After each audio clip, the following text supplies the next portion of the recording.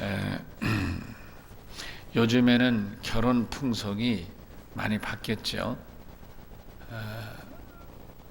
제가 어렸을 때만 해도 이런 일은 없었는데 요즘에는 신부가 아기를 갖고 식장에 들어서면 굉장히 좋아들 한다고 그러죠.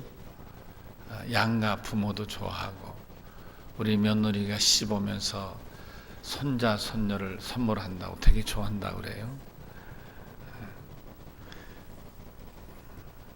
제가 어렸을 때만 해도 꿈에 꿀 수 없는 그런 어떤 풍경이 아닌가 싶습니다. 하물며 2000년 전에 마리아가 살던 시대로서는 정말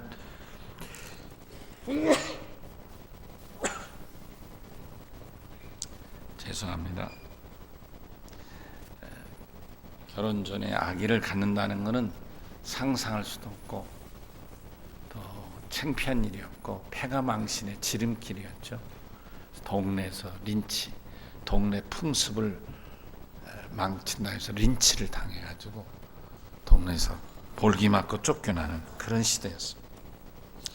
그런데 그런 시대적인 상황 속에서 오늘 여러분과 함께 읽은 이 본문의 말씀은 너무나 다른, 전혀 다른, 상상할 수 없는 얘기가 오고 가고 있습니다. 이 두 여인은 사촌지간입니다. 여기 나온 엘리사벳은 언니고 이 마리아는 여동생입니다. 근데 둘 사이 이런 뜻밖의 대화가 있습니다. 우리가 읽은 1장 42절에 보니까 사가랴가 동생 마리아에게 여자 중에 내가 복이 있으며 내 태중의 아이도 복이 있다 그랬어요. 이때 당시의 상황으로 보려면 깜짝 놀랄 일이야. 야야 이거 어찌 된 일이냐. 야 큰일 났다. 너가 배불러 오면 사람들이 다 알 텐데 너 그 집 쫓겨나고 매 맞고 패가망신 나갈 때 어찌 하면 좋으냐. 이거 큰일 났다. 어디 멀리 가서 살든지 아니면 애를 지우든지 해야지. 이래서 어떡하냐. 이거 집안 망친다. 이렇게 얘기가 돼야 정상인데 그게 아니고 엘리사벳은 내가 복이 있고 내 태중의 아이도 복이 있다. 오히려 지금 이 마리아하고 제부는 서로 합방해서 결혼 생활하는 게 아니거든요. 그러니까 이거 보통 심각한 문제가 아닌데 전혀 뜻밖의 상상할 수 없는 요즘 현대 요즘 얘기를 하고 있는 거예요. 그리고 한 걸음 더 나가서 1장 45절에 보면 주께서 하신 말씀이 반드시 이루어지리라고 믿은 그 여자에게 복이 있다. 이게 무슨 얘기냐면요. 누가복음 1장 38절에 보면 마리아가 성령이 오셔서 내가 성녀를 아기를 낳으리라고 할 때 내가 사내를 모르는데 어떻게 알죠? 그랬더니 성령으로 임하실 거다. 성령으로 잉태될 거다 얘기를 해주는 거예요. 이 말을 듣고 주의 말씀이 내게 이루어지이다. 주의 말씀대로 내게 이루어지이다. 이렇게 받아들인 거예요. 그러므로 아기가 자라게 된 거예요. 바로 이 얘기예요. 주의 말씀대로 내게 이루어지다 한 이 고백을, 이 믿음의 결단의 고백을 말하고 있는 거예요. 믿은 여자 누구예요? 여동생이죠. 마리아죠. 이런 내용을 살펴보면 정말로 이 내용이 2000년 전에 있었던 그 형제지간에, 사촌 형제지간에 있었던 얘기라고는 도저히 믿을 수 없는, 믿기 어려운 그러나 사실인 내용의 말씀이고, 그리고 집안 망칠 일 같은데 오히려 그거를 복이라고 축복하고 있는 말씀인 것입니다. 오늘은 축복받은 마리아의 믿음을 함께 살피면서 금년 성탄에 찾아오실 천사와 강림하실 성령님의 말씀에 저와 여러분 모두 이 시간 처녀 마리아처럼 주의 말씀에 아멘하고 순종할 수 있기를 바랍니다. 복 있는 사람이 되십시다. 믿음으로 복 있는 가정을 이루십시다. 복 있는 성탄절을 맞이하십시다. 금년 성탄절에는 동정녀 마리아 같은 절대 순종하는 믿음을 통해서 참으로 일생일대 가장 값지고 존귀한 은혜와 축복을 경험하시기를 바랍니다. 동정녀 마리아의 믿음을 살피기 전에 먼저 일반적인 우리 주위에 있는, 나를 포함한 주위에 있는 믿음의 현상들에 대해서 이런 관점 저런 관점으로 살펴보고자 합니다. 어린아이 같은 믿음이 있죠. 있으면 행하고 없으면 행하지 않는 이런 믿음들이 어린아이 같은 믿음인 거예요. 예를 들면 시간이 있으면 예배를 드리고 시간이 없고 바쁘면 예배를 참여하지 않는 거죠. 무슨 출타할 약속 있으면 출타하고 예배 안 드리고 이렇게 형편 따라서 시간 있으면 교회 나와서 봉사하고 시간 바쁘면 봉사하지 못하는, 시간 있으면 나와서 전도하고 시간 없으면 바쁘다는 이유로 전도하지 못하는 경우, 시간 있으면 믿음 생활하고 시간 있으면 다른 일 바쁘다고 믿음에서 소홀하는 이런 모습들은 다 믿음이 있지만 어린아이 같은 믿음이다, 그런 말씀. 수입이 있으면 11조도 하고 감사도 하지만, 그래서 하나님께 축복받은 믿음이 되지만, 그러나 수입이 없고 돈이 없으면 11조도 안 하고 건너뛰기도 하고 당연한 것으로 받아. 기분이 좋으면 믿음 생활에 열심을 내고 기분이 나쁘면 예배 드리지도 않고 빠지기도 하고 당연한 거로 여기고, 한 번, 두 번 예배 차지 못하다 보면 믿음이 또 줄어들고 식어지고. 그러니까 말씀에 의존한 믿음이 아니고 자기 기분에 의존한 믿음, 하나님이 중심이 되는 믿음이 아니라 자기가 중심이 되는 믿음, 다 어린아이 같은 믿음이 아닌가. 혹시 이 말씀 들으면서 내가 저런 점이 있는데 하는 분 있거든, 그분을 빨리 털어내시기 바랍니다. 먼지 털듯이 이렇게 털어냅시다. 아멘. 예. 새롭게 도전한 믿음 됩시다. 이제는 좀 성숙한 믿음에 대해서 소개합니다.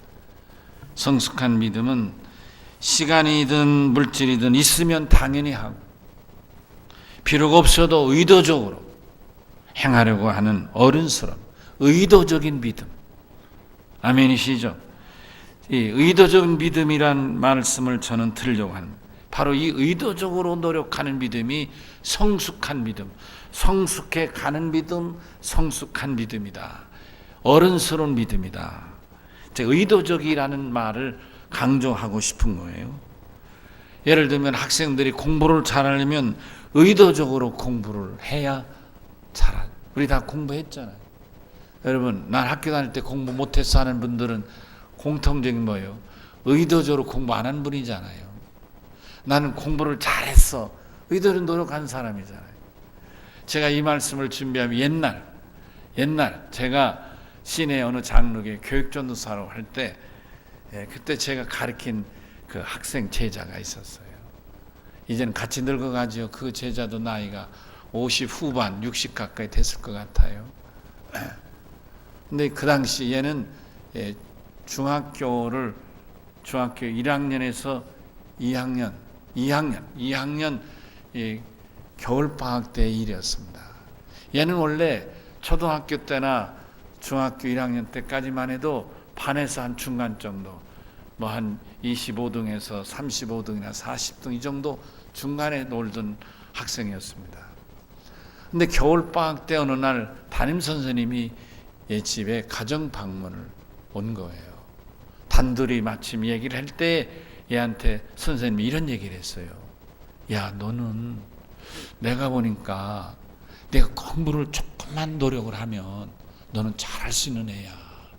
왜 너 근데 공부를 안 하니? 조금만 노력해봐. 너는 조금만 노력하면 잘할 수 있어. 내가 볼 땐 그래. 한번 해볼래? 이렇게 얘기를 한 거예요. 근데 이 말을 듣고 얘가 자기 아버지 엄마도 누구도 자기는 당연히 반에서 중간 정도 드는 애인 줄 아는데 자기 선생님이 와가지고 너는 조금만 노력하면 잘할 수 있는데 한번 해볼래?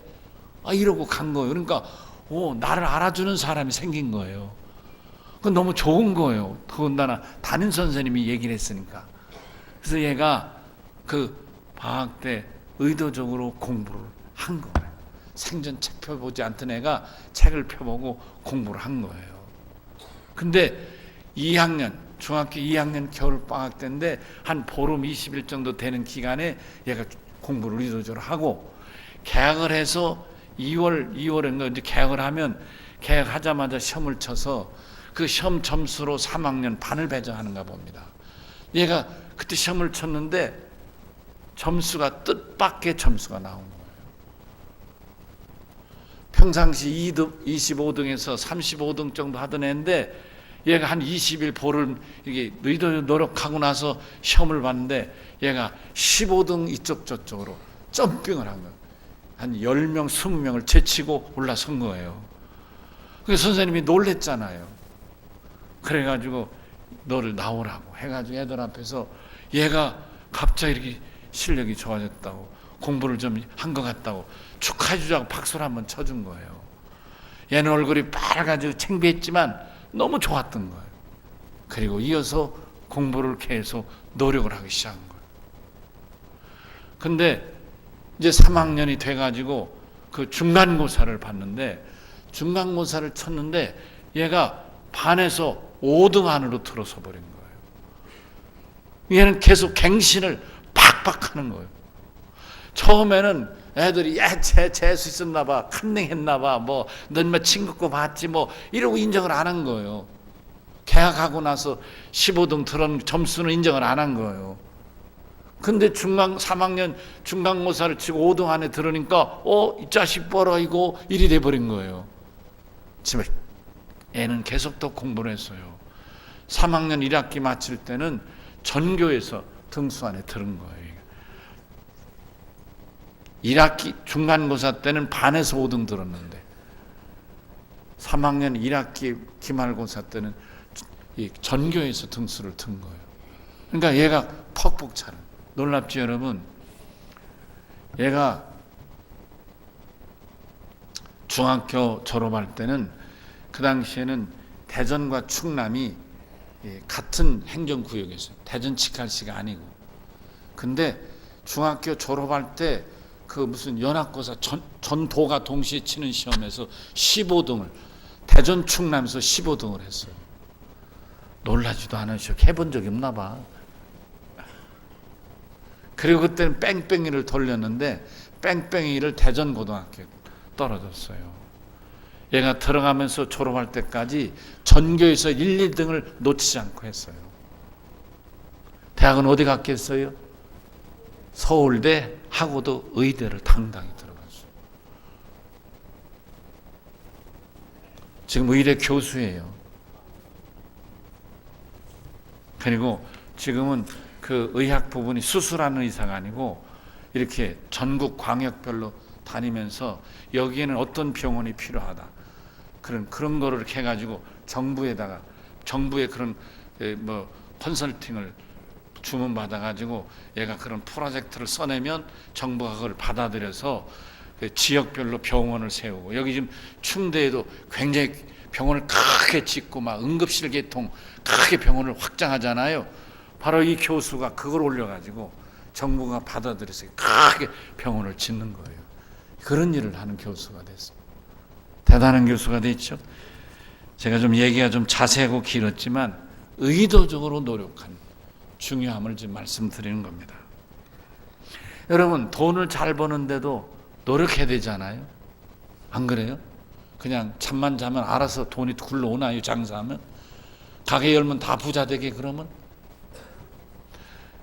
제가 아는 돌아가신 분이죠. 이런 분이 계셨어요. 그분은 매일 연구하는 분이에요. 어떻게 하면 돈을 벌까? 연구를 많이 해요. 그리고 또 그 당시에 그분이 시골에 다니면 시골에 쥐가 많았어요. 쥐가 많아서 이 쥐를 어떻게 없애야 되느냐. 대개 우리가 쥐약을 놨잖아요. 쥐약을 놓으니까 쥐약은 쥐를 잡기도 하지만 잘못하면 사람도 잡는 거예요. 피해가 너무 큰 거예요. 그래서 그분이 무엇을 연구했느냐면 고양이를 사가지고 동네별로 나눠준, 자기가 사서 동네다 주는 거예요. 그냥 고양이 기르라고. 고양이를 길러서 고양이가 쥐를 잡게 하라고.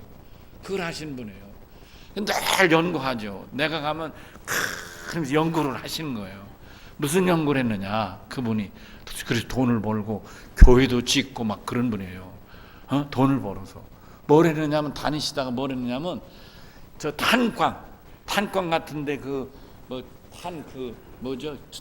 탄차 불에다가 막 꼴리는 그 전선 있잖아요. 전선에 그 쇠선, 이렇게 가는 선을 이렇게 꽈가지고 하는 전기 와양과 뭐 밧줄 있잖아요.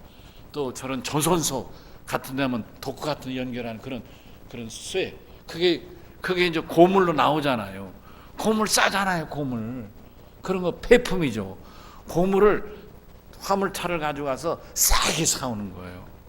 싸게 사서 뭐 하시는 줄 아세요? 3m, 5m 이렇게 그거를 기계로 펴서 끊는 거예요.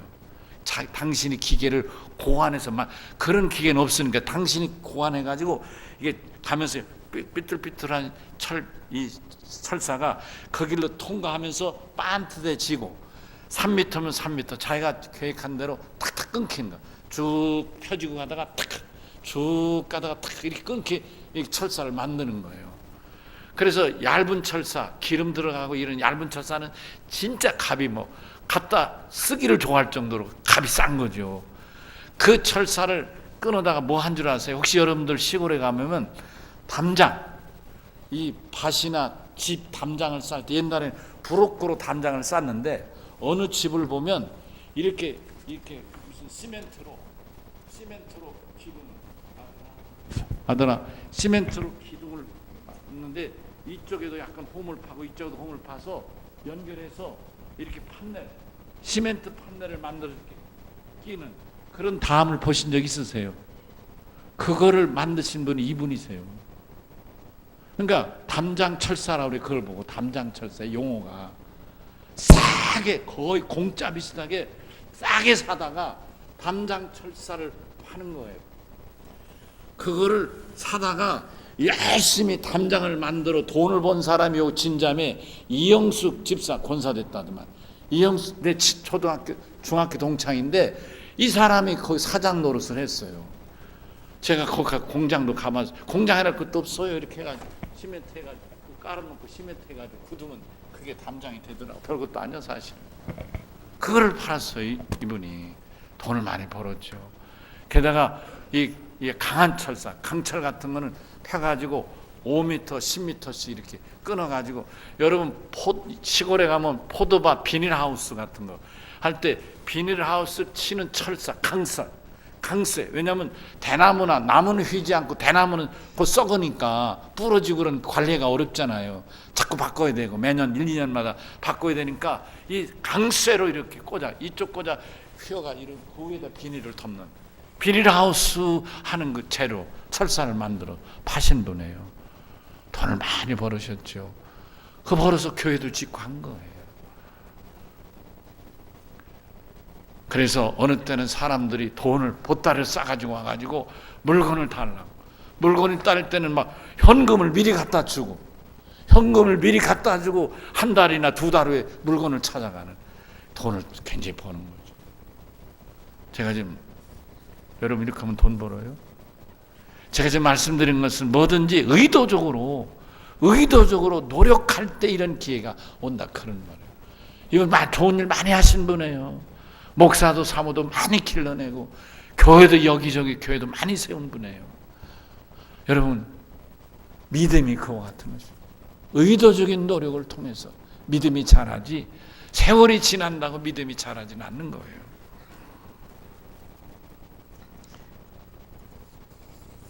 자식 기르는데도 노력이 필요하고, 음식을 잘하는데도 노력이 필요하고, 건강하는 노력. 요즘에 소통이 강조되는데, 소통도요, 노력해야 소통이 되죠. 자기 하고 싶은 대로, 잠언서에도 말한 대로 입이 성급한 사람은 화를 불러온다고 그러잖아요. 자기 하고 싶은 얘기를 먼저 다 해버리면 소통은 안 되죠. 소통하려면 노력해야 돼. 참는 노력. 상대가 무슨 말을 하든지 참고 들어주고, 그랬어요. 그렇네. 이렇게 추임새도 넣어주면서 들어주면 소통이 잘 돼요. 근데 그게 쉽지 않아요. 남의 얘기, 듣고 싶지 않은 얘기를 그랬어, 흥미있는 것처럼 추임새까지 넣어주며 듣는 거 쉽지 않아요. 이런 노력이 대화가 되도록 통로를 열어가는 것이다. 좋은 믿음, 능력 있는 믿음, 그런 놀라운 기적과 풍성한 축복을 체험한 믿음이 되려면 역시 의도적인 믿음 성장이 필요하다는 말씀인 것입니다. 아멘 하실까요? 여러분, 제가 가까운 믿음의 사람 혹은 제자에 대해서 얘기했지만 외국 사람 한 사람도 소개하면 여러분 잘 아시는 에디슨이란 발명왕 아시잖아요. 그 사람, 여러분, 그 사람이 만들어서 실제 우리가 유익하게 사용하는 발명품이 1200여 가지가 된다고 합니다. 놀랍죠? 전구를 비롯해서 전화, 이런 여러 가지 많잖아요. 근데 그 사람이 우리 생각에는 원판 발명의 천재니까 생각만 하면 다 될 줄 알지 안 그러고 이런 얘기를 했어요. 천재는 1%의 영감과 99%의 노력이다. 여러분 놀랍죠? 자기 얘기는 뭐예요? 우리는 천재인 줄 알았는데 자기는 1%의 영감을 받아서 99% 노력으로 만들어낸다네. 영감이란 말은 영어로 인스피레이션이라는데 그게 뭐냐면 우리가 이렇게 떠오르는 생각, 순간 떠오르는 생각, 자다 말고든지 길을 걷다든지 밥을 먹다, 이러면 밥이 더 맛있겠는데, 이러면 반찬이 더 맛있겠는데, 이렇게 순간 떠오르는 생각, 이게 영감인 거예요. 다른 게 아니고 순간적으로 떠오르. 내가 계획하고 생각하는 게 아니라 위에서 갑자기 떠나게 생각나게 하는 걸 인스피레이션이라고 해요. 인스피레이션이 그 순간들. 그러니까 이 에디슨도 길을 가다가 자다가 누가 대화하다가 딱 떠오르는 생각, 인스피레이션을 받은 그걸 가지고 골몰에서 100번, 1000번, 10,000번 생각하고 계획하고 고안하고 계속하면서 하나의 발명품이 나왔다. 그런 얘기를. 여러분 놀랍지 않습니까? 믿음도 여기서 크게 다르지 않습니다. 의도적으로 말씀을 순종하고 아멘 합시다. 행하려고 노력하는 믿음이 하나님이 기뻐하시는 믿음입니다. 누구에게나 의도적으로 노력하는 믿음이 요구됩니다. 이렇게 말씀드려도 될지 모르지만 여러분 믿음이 좋다는 사람이 저절로 믿음 좋은 사람은 없어요. 한번 마음 정한 거 어느 때는 어렵지만 그래도 행하고 한 번 새벽에 일어나려고 마음먹었는데 너무 힘들어. 그래도 또 도전하고. 여러분 자꾸 실패와 반복을 거듭하면서 그러면서 반복하고 계속 도전하고 계속 도전함으로 발전해 가는 거예요. 아멘이시죠? 그렇습니다. 여러분, 어떤 경우도 저절로 되는 길은 없지 않는가. 나름대로 수고하고 애쓰고. 여러분 예수 믿는 믿음을 오늘까지 포기하지 않고 잘 믿어온 분들은 저절로 믿어지는 게 아니잖아요. 믿는 과정에서 우여곡절이 많이 예수를 떠날 수밖에 없는, 교회를 떠날 수밖에 없는 이런 상황을 경험할 수도 있지만 그래도 그 믿음을 지키니까 5년, 10년, 20년 평생을 믿음을 지키는 거예요.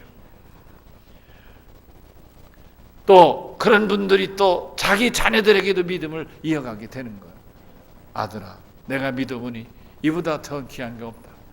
아까 말한 그분, 연구하면서 돈을 버는 그분이 어느 날 자기 아들을 앉혀놓고 이리 와라 너.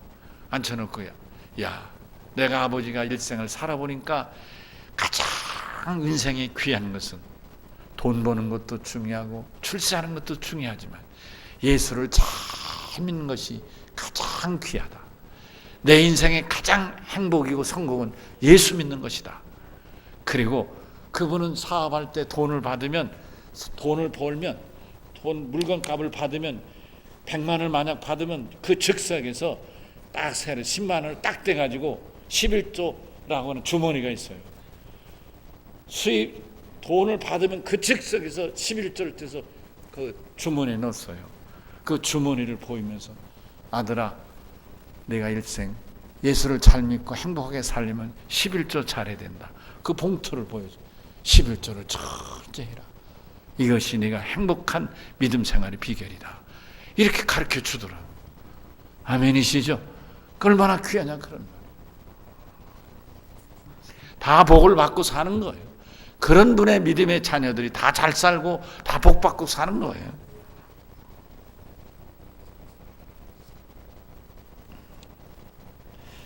마지막 한 가지 더 믿음의 단계 가운데는 제자들 같은 훈련받고 양육된 믿음이 있을 수 있는 거예요. 그런 믿음은 어떤 믿음이냐? 있으면 당연히 행하고 없어도 당연히 행하는 믿음. 아멘이시죠? 있으면 당연히 하는 거죠. 말할 것도 없죠. 없어도 하는 거예요. 건강하면 당연히 예배 들어가죠. 아파도 교회 드리러 가는 거예요. 바쁜 일 있어도 당연히 예배를 드리는 거예요. 외국에 가지 않는 한 국내에 머무는 한 주일 예배는 본제단에 와서 예배를 드리는 거예요. 이게 바로 훈련된 믿음, 제자화된 믿음이라 그런 말씀입니다.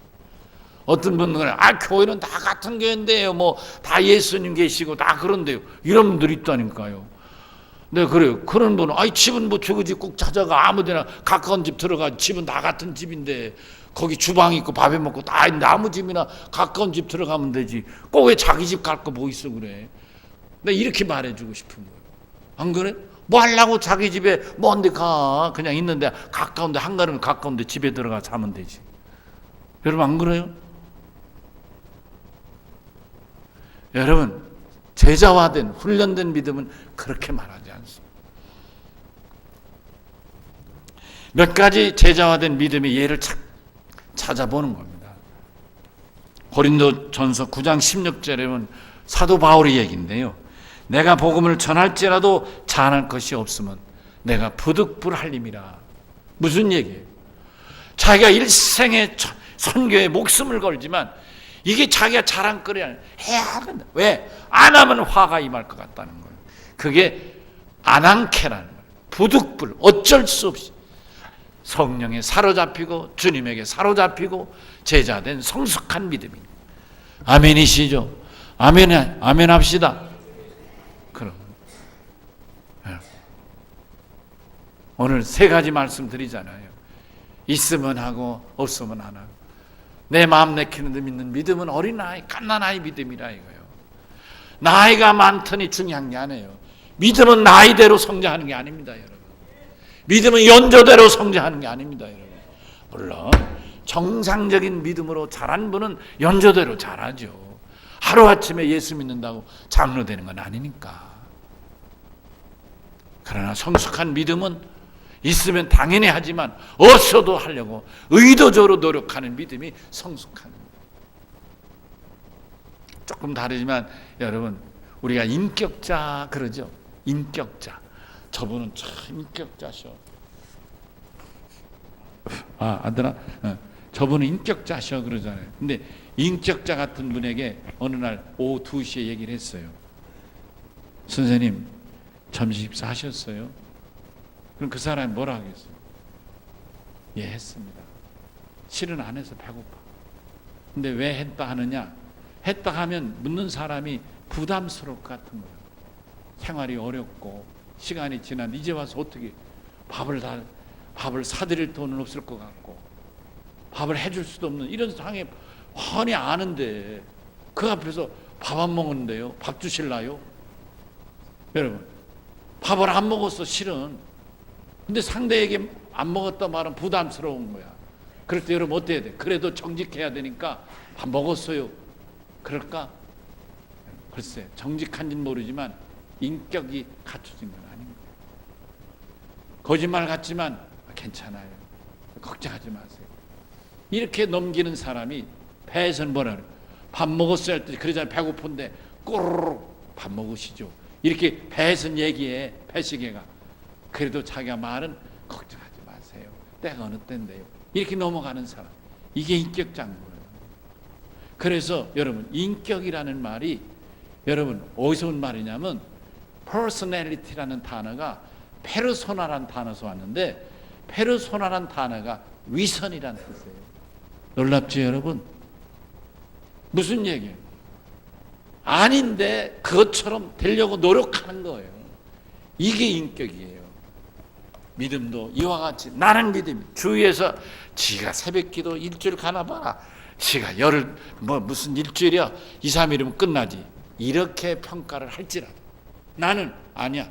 내가 사람들은 나를 2, 3일밖에 못 일하 할지라도 난 일주일 해낼 거야. 그래서 잠이 와가지고 눈이 도저히 안 떠지는 눈이지만 눈을 이렇게 하면서까지 가서 세수하고 찬물 먹고 그러고 일어나서 새벽을 깨우는 믿음. 이러면서 자꾸 한 번 하고 두 번 하고 한 달 하고 두 달 하고 하면서 그는 결국 새벽을 깨우는 믿음이 된다. 그런 말씀. 오죽하면 그렇게 신실한 다윗도 시편 87편에서 내가 새벽 57편에서 내가 새벽을 깨우리라고 했겠느냐. 힘든 거예요. 벅차고 일어난다 그런 말이에요. 비파야 수구마 깰지어다 내가 새벽을 깨우리라. 의지를 강하게 얘기하고 있는 거예요.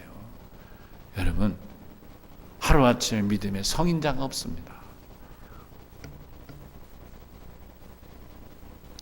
또 한 가지 더 이 훈련된 믿음에 대해서 얘기하면 누가복음 5장 5절의 말씀인데 이러기 때문에 시몬이 베드로가 되고 예수의 수제자가 되지 않았나 하는 거예요.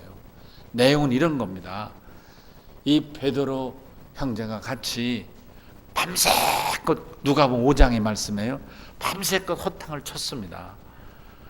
근데 허탕만 친 게 아니라 그물도 찢어져 가지고 고기는 못 잡고 집에 가져갈 건 없고 그물이 찢어서 을씨년스럽게 그물을 깃고 있었어요. 얼마나 답답하겠어요. 집에 아내와 자식 볼 면목도 없는 거예요.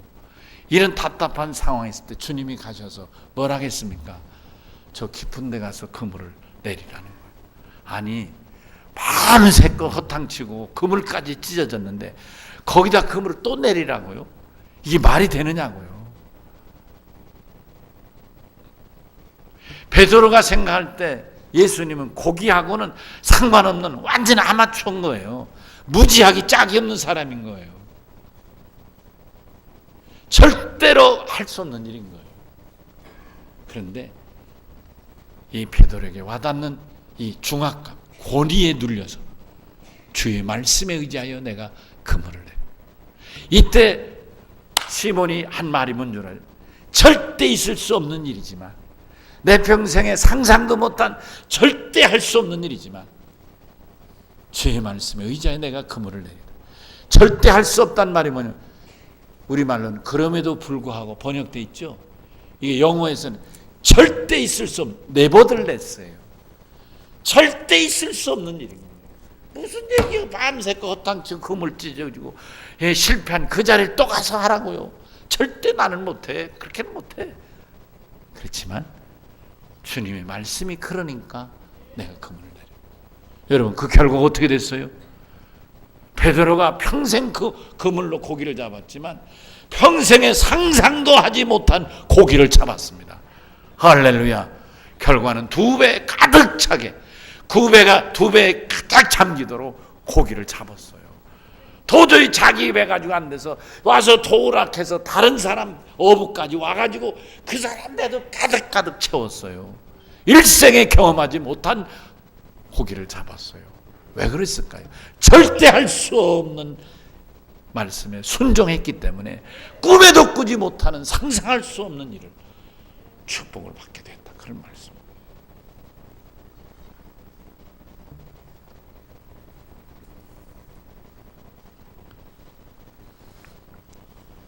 마지막 한 가지 더 말씀드리면 절대적인 순종하는 이 마리아의 믿음이 바로 nevertheless. 무슨 얘기입니까? 주여 그런 말씀하지 마세요. 나는 사내를 모르는데 무슨 애를 가져요. 애 가졌다가 망신나고 배가 망신나고 쫓겨나라고요. 있을 수 없는 일을 어떻게 해요. 이게 마리아의 마음이었겠지만 그러나 걱정하죠. 나실 바 그는 사람의 아들이야. 성녀로 임할 아들이라고 말씀할 때 그 말을 듣자 누가복음 1장 38절 뭐라고 대답해요? 주의 말씀은 내게 이루어지리다. 주의 말씀대로 내게 이루어지리다. 그가 아멘하고 받아들이게 됩니다. 그러므로 그 속에 사내의 씨가 아닌 성령의 씨로 아기를 낳게 된 줄로 믿습니다. 이 세상에 수많은 사람들이 이제 왔다 가고 했지만은 아버지 없는 자식은 없습니다. 설령 아들이 아버지가 누군지 모를 수는 있어요.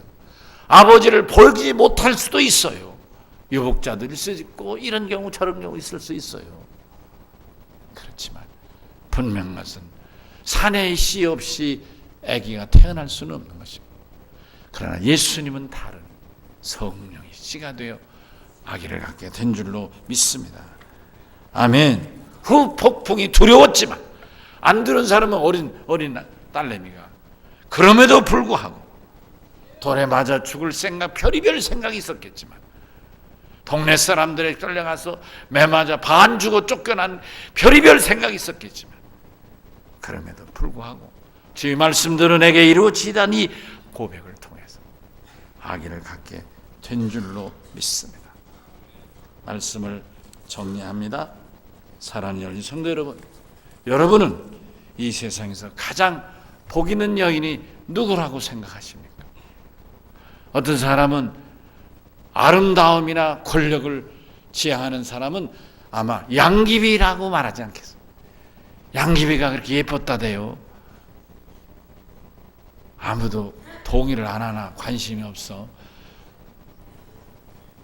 양귀비는 예쁘기도 유명했지만은 사실은 현종이라는 상감을 잘 이렇게 해가지고 앞에서는 현종이 하고 뒤에서는 자기가 하고 싶은 대로 다 정사를 한 사람으로 유명한 사람입니다. 요즘으로 말하면 뭡니까? 요즘 어제 보니까 트럼프 딸하고 트럼프 부인하고 서로 권력 다툼한다는데 그런 사람들이 여기에 해당하지 않을까? 혹은 또 인기 있는 여배우, 여러분 인기 있는 여배우들 많이 있잖아요. 참 이상해요. 영화 속에 빠져가다 보면 영화에서 연기를 잘하는 사람이 이렇게 눈에 띄고 그러죠. 인기 있는 여배우. 그래서 우리는 스타라고 하지 않습니까? 사실 저는 우리 한국의 딸내미들이 다 이뻐요. 안 이쁜 딸이 하나도 없어요. 너무너무 예뻐요. 근데 그 중에 이름을 세라면 김연아란 딸이 그렇게 나한테는 예뻐요. 유나킴 아시 유나킴. 은반의 요정이라 하는. 얼마나 예쁩니까? 난 사실 참 예뻐요. 참 해맑다. 그 딸내미는 세계에 이름을 남겼어요. 은반에서 그 사람은 아주 유명한 사람. 세계 챔피언 이런 데 월드컵이나 이런 데서 월드컵은 저 축구고 올림픽 말이에요. 이런 데서 아주 이름을 남긴 사람 아니에요. 세계 선수권 대회나 이런 데서 대단한 사람이죠. 저는 본문을 통해서 우리 같이 공감하고 기도하기를 원하는 것은 여인 중에 가장 복 있는 여인은 마리아라는 여인입니다. 주의 말씀에 순종한 여인, 순종한 믿음이 가장 아름다운 여인이고 아름다운 믿음인 줄로 믿습니다. 천사의 말씀을 기울여 잘 들었어요. 들은 말씀들을 온전히 믿었어요. 그 말씀 이루어지도록 절대 순종했어요. 아멘 했어요. 금년 성탄절에 내일 모레로 다가오는 성탄절에 사랑하는 성도 여러분 마리아처럼 아멘하고 예수 영접합시다. 가장 복 있는 사람 되시기를 주의 이름으로 간절히 축원합니다. 아멘. 우리 다 같이 오른손을 들고 주여 그렇습니다. 마리아같이 금년 성탄에 아기 예수 영접하는 가장 복 있는 사람 되기를 원합니다는 간절함을 담아서 주여 외칩니다. 주여! 아멘. 찬송가 104장 부르시